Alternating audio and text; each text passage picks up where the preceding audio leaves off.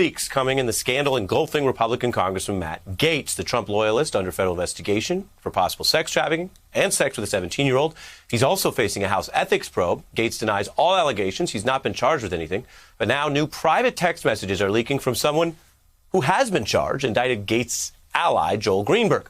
Politico reporting that 5 days before his indictment, Greenberg was trying to enlist friends in his defense with private messages. They were saying things like, everyone is going to need a lawyer, and noting that he was already paying to retain a lawyer for a woman he knew, who may have been allegedly involved in this somehow, noting the feds, quote, are wanting her to talk. She doesn't want to talk to them. Now, NBC News has not obtained or verified these messages. Politico reports another Greenberg associate was even pushing back on the messages, suggesting that that individual was involved, replying to Greenberg, quote, I have nothing to do with any of this. It is incredibly uncool you're trying to lawyer me up to be a part of it. Not effing cool. And Greenberg also reportedly asking Gaetz to use his influence with Donald Trump to get a pardon, which is striking considering the recent New York Times report that Gaetz was seeking a pardon for himself, at least from the White House. That pardon didn't materialize. Then President Trump didn't ever pardon his MAGA loyalist. And now his ex-president, there's reports he won't even meet with him. CNN reporting based on two anonymous sources. Gaetz, meanwhile, denies asking for any such meeting. Now, Gaetz built his political brand by going on Fox News more than most Republicans in the country and echoing Donald Trump, an approach that made him famous or infamous, but is no longer yielding public support from Trump, let alone legal help.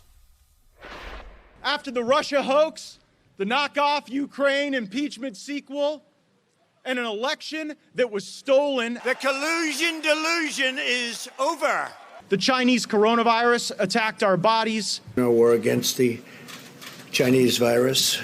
The silent majority is growing louder by the day. The silent majority is stronger than ever before. So they ran to the mailbox with millions of ballots. I think that mail-in voting is a terrible thing. Because I tell the truth about them.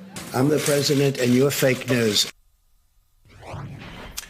Joining me now is Ali Mistal, justice correspondent with The Nation. How are you, sir? I'm good. How are you? I'm fine. This story continues to drip and drip, drip, drip of leaks and information and text. Here you have what are supposed to be private encrypted WhatsApp text messages, but encryption won't save you if one or the other person on either end starts sharing them, which was what we see happening. Your thought about what window this shows into Gaetz' ally and whether any of this gets closer to Gaetz in the probe?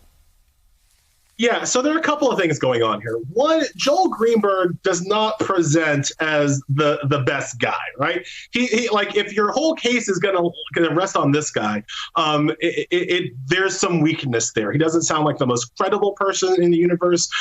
He doesn't sound like the most decent person in the universe, and he sounds like a man who is about to go to jail, and knows it and is trying to squirm out. Right. So if your whole case is going to rest on Joel Greenberg's say-so, that's not a strong case. However, as you point out, Ari, and this is something that, I'm not usually in the business of giving advice to criminals, but WhatsApp is not secret. Stop. Just stop. There's no way that you can be alive in 2021 and think that there is something that you can text on that people can't find out. And so if Joel Greenberg has these text messages and if Gaetz is on it implicating himself, whether it's WhatsApp or Venmo, and we haven't, we don't know what the feds know, but we haven't spoken to the 17-year-old who's now 20, I believe. That person is going to have some information about whether or not Gaetz had sex with a 17-year-old. Once you get into the world of documents, and this is the world that lawyers live in. Once you get into the world of documents, there's either going to be evidence that corroborates whatever Greenberg is singing about, or there's not. If there is, Gaetz has real reason to be concerned. Well, and as you and I know from the law, the fact that Mr. Greenberg himself wanted to furnish legal assistance to someone else or was telling his associates to get a lawyer, that alone is fine. The fact that some of those people responded, as I said, saying it was, quote, uncool, which is a striking way to respond to the serious felonies at issue here, already suggests that there was already some fissure or breaking between what he thought he was doing and how people were receiving it. To your point about who this person is, and again, for viewers who are saying, okay, well, how much does everyone care about Greenberg? Well, not a ton, other than it's a local case where authorities may seek justice. They've indicted him on serious charges, obviously. But if this is who Matt Gaetz was really linked to by evidence or spending a lot of time with or traveling with or worse, then it matters. You have this Tiger King comparison headline, and this is quite a headline. Like the Tiger King got elected tax collector inside the case that ensnared Matt Gaetz. This reporting that this Greenberg character would strut into work with a pistol on his hip, which happens to be against the state open carry laws of Florida, spent hundreds of thousands of dollars to create no-show jobs for a relative and some of his groomsmen. This is the kind of thing that may sound like hijinks. But walk us through, Ellie, at what point any of this stuff involves the misappropriation or misuse of government funds, jobs, etc., that alone creates pressure on him to flip about telling everything he knows about everyone else. Yeah, I mean, there are a couple of things. First of all, statutory rape is not hijinks, and I know that's kind of news to a lot of Republicans. Like the issue here is not funny. The issue here is not a nothing thing. One of Matt Gaetz's defense that I heard over the weekend was that he's engaged now, but before he was engaged, he didn't live like a monk. This is not a question of living like a monk. This is a question of statutory rape and sex trafficking. That is serious. There is the implication through some of these texts, which, again, I have not seen myself. I do not know, disclaimer. But there's the implication that Gaetz perhaps also traded political favors, which would be an abuse of his political office with some of these women, in addition to paying for God knows what school and tuition, according to his Venmo, right?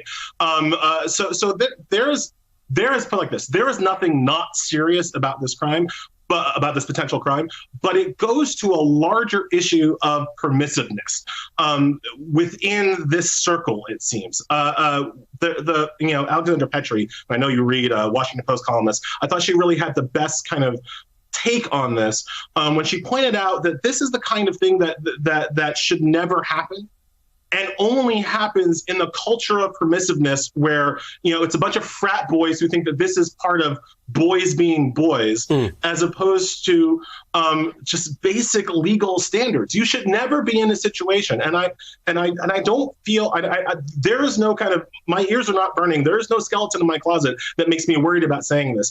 You should never be in a situation where you need to look up the age of consent. Right? That you should just never, you should never be close to that. And asking a congressperson, asking well, I was just going to say to your earlier point, what we're covering is a federal investigation, and what we know about it is it involves felonies. Some of them involve alleged potential sex trafficking, sex crimes, as well as this election scheme we read about, we covered last week. So all of this is in the ambit of the feds are looking at it because they see serious felonies. There aren't federal investigations for jaywalking or minor local misdemeanors. That's why this is a big story engulfing one of Donald Trump's loudest allies. It's not, as you mentioned, or as he tried to put it, it's not trying to litigate someone's monk or non-monk-like private life. This is a big deal because the feds already indicted one and are looking at others. So I think that's important. I'm supposed to fit in a break. Ellie, always good to have your legal analysis and your straight talk you with your WhatsApp consumer service information. I'm just trying to be helpful, man. Yes, sir. Elie Mystal, always good to see you. Hey, I'm Ari Melber from MSNBC. You can see more of our videos right here, or better yet, subscribe to our YouTube channel below. You could have been anywhere in the world, but you're here with us, and we appreciate that.